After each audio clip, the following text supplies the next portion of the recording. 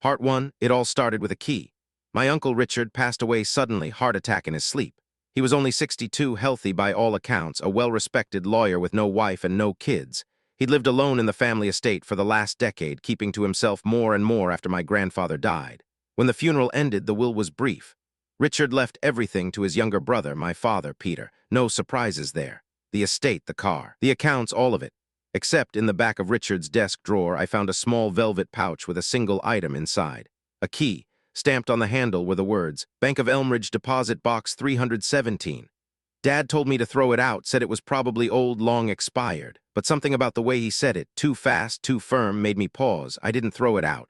I slipped it into my pocket. 3 days later, I went to the bank. The manager, an older man with soft eyes, confirmed the box still existed.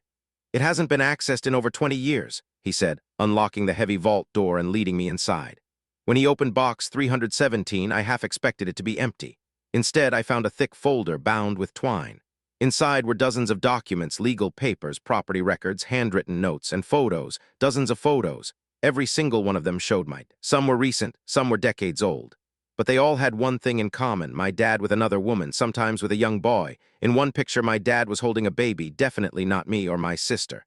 At the bottom of the folder was a single sheet of paper, torn from a yellow legal pad. If anything happens to me, this is for Emma. She deserves to know who her father really is.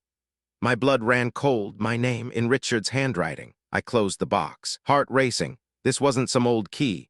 This was intentional, a message, a warning. My father had a secret life, and Uncle Richard had been watching him for decades. Now you can press share and more to see if there is a part 2.